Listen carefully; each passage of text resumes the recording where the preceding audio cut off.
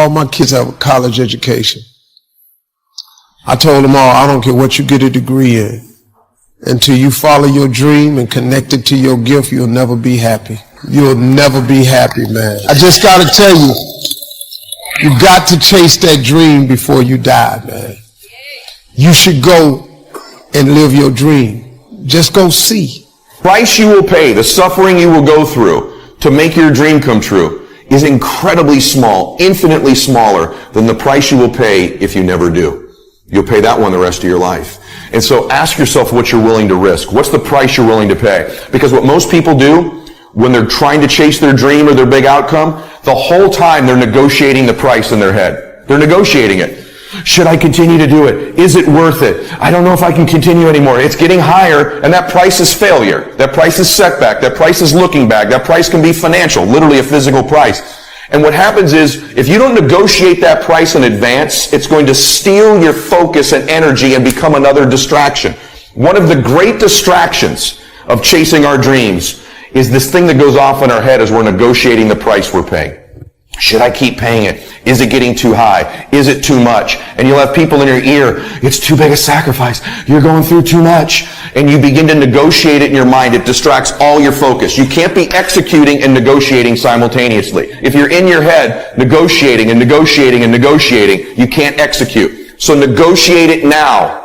Negotiate it with me now. What are you willing to pay? For me, when I'm after something big, as long as it's legal, ethical, and moral, I'll sacrifice everything else. But I will not sacrifice anything legal, anything unethical, or anything immoral. But beyond that, I'm going to get it. And I know that negotiation comes up front. I accept the suffering. I accept the sacrifice. I know the sacrifice is far smaller than the one I'll pay if I don't do it.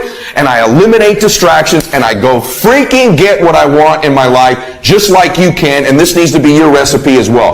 See, there are two kinds of people in life. They're winners and whiners, Most people go through life just whining. I didn't have enough money. I didn't have good credit. They didn't like me, No, life is not about that. See, the major key to your taking charge of your destiny is you. The major key to your taking charge of your destiny is you. It's you. And even though you might not have all the things going for you that you would like, you have the power within you as you begin to develop your consciousness, as you hold the vision of what it is that you want to do, as you decide to answer this small voice within you. Because as you respond to this voice that's telling you you ought to do this, the way will come. Ideas will come to you. You will begin to attract things you need and things that you don't even know that you need right now. You will develop the skills in the process as you look at yourself, finding out what is it you need to do, what kind of adjustments you need to make, what new strategies that you need to begin to implement to make it happen.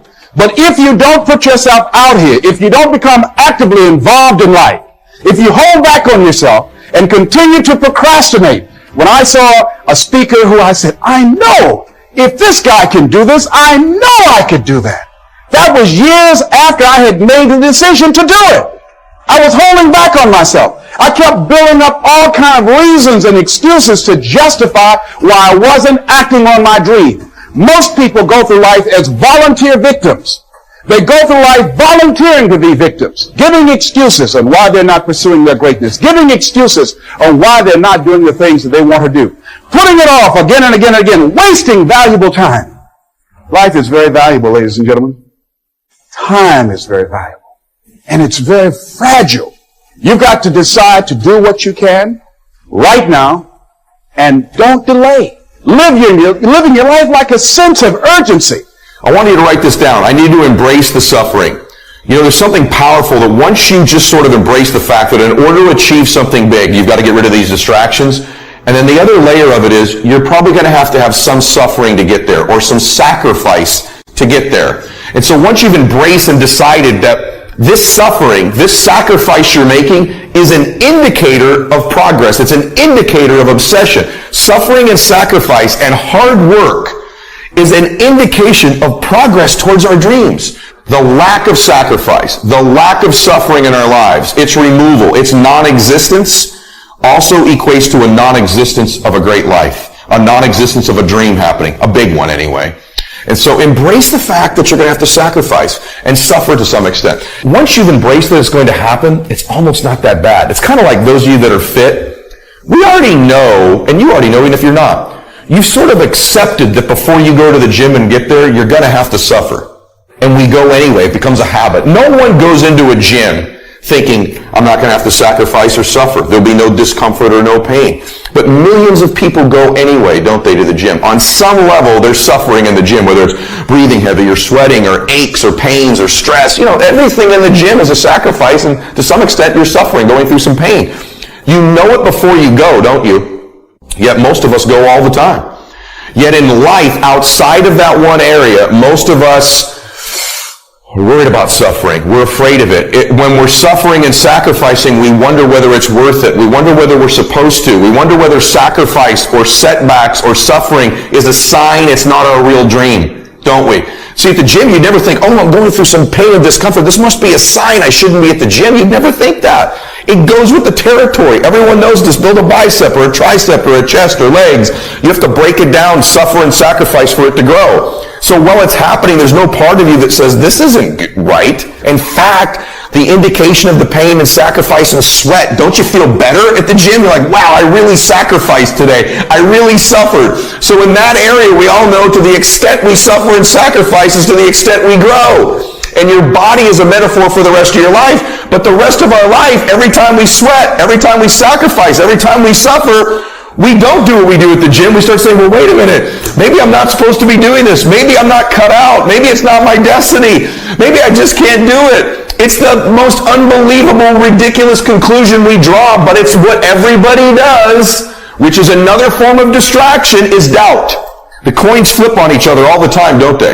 Another form of distraction is just doubt, and doubt comes from the suffer. It comes from a loss. It comes from fear. It comes from the sacrifice. And so just remember this. You're supposed to suffer and sacrifice. So let me ask you a question. What are you willing to risk in order to make your dream come true? Nothing ventured, nothing gained. You're going to take a risk. Maybe it's financial. Maybe it's a risk of time. Maybe it's a risk at your job. Maybe it's a risk of looking bad. Maybe it's a risk of failing, of falling on your face, of going broke, of going through pain, of going through anxiety. Maybe it's even a risk in a relationship that's just going to be difficult while you do this. What are you willing to risk in order to win? And you have to accept that, because remember what I'm going to tell you. The price you will pay for not making your dream come true is far greater than the one that you will pay to make it come true. I don't have the contacts and I really don't know what to do. I said, excuse me. I said, the fact that you don't have the money or the contacts really is not the issue. I said, what's the real issue? She said, what do you mean? I said, what's stopping you from doing what you want to do? She said, well, I don't know. I said, but if you did know, what would your answer be? She said, well, I think maybe I'm afraid. I said, what are you afraid of? Maybe I might fail.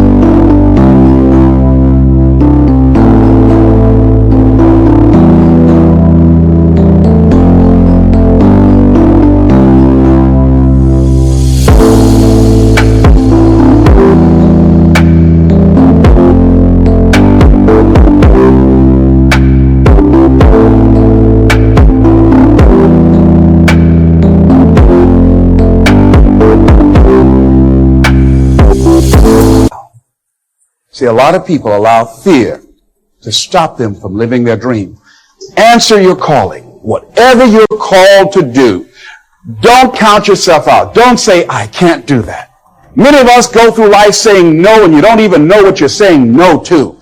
You don't know what you cannot do if you're not willing to challenge yourself. Whatever it is that you don't know how to do right now, you can learn.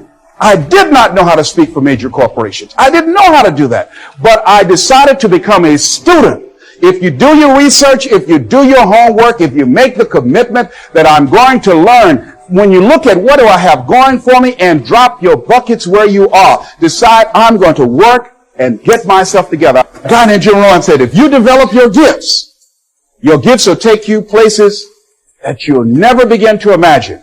And I decided to do one thing. All my life, I've been a jack of all trades and master of none. I mean, I did a little of everything. I was a disc jockey. I was a state representative. I used to be an MC. I used to do public relations work. I used to do door-to-door sales. I did a whole lot of things. But I decided that I was going to do one thing And I would master that. And after mastering the art of speaking, then I would become a trainer. And after doing that, then I said, I must become a businessman. Just find one thing and just decide that you're going to work with it until it gives you the blessing that you want, and don't let up on it. Just keep right on working it and working it and working it, and knowing that whatever you do, you can better your best. That you can get better at it. That whatever you are achieving right now, it's only a tip of the iceberg of what's possible for you. Now here's something else that you do when you start working on this dream. Give it everything you got. See, put your heart in it. Most people, when they're working on dreams, they don't give it everything they have. I heard a guy say in a book, the title of it was, All You Can Do Is All You Can Do. And all you can do is enough. Well, see, most people don't do all they can do. Most people go through life holding back. Have you ever had the experience of starting your car and you mash down on the accelerator and the car, boom. Wait a minute, hold a minute. Start mashing again and it was not moving. It was very hard. And all of a sudden you realize that you had the emergency brakes on. How many of you ever had that experience? Raise your hand. All right. Then you release the emergency brake.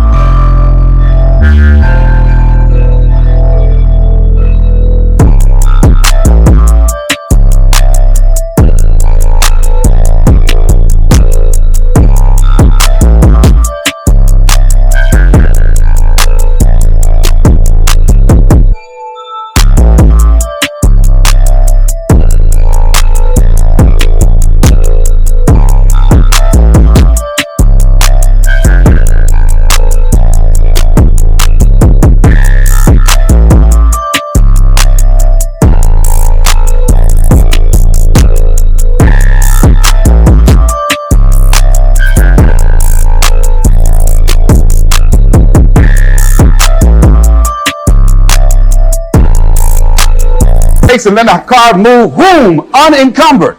Most of us go through life with our emergency brakes on. Well, it might not work out. People might talk about me. I don't have enough money. I don't have enough education. I'm too ugly. Take somebody's hand on your right and left and say, what you have is enough. The people in my life right now, are they contributing to my growth and development? Are they making me a better person? What I'm doing right now, is it nourishing me? Does it empower me? Is it giving me what I need out of my life right now? Is it challenging to me? Is it making me stretch mentally and emotionally and spiritually? Is it getting the best out of me? See, this is the only life you've got. So you don't want to squander it doing something you don't want to do, feeling you can't do any better. You can do better. You should do better. You deserve to do better. You're entitled to that. That is your right to do better. So resolve that within yourself. Make it something in your life that you just won't compromise on.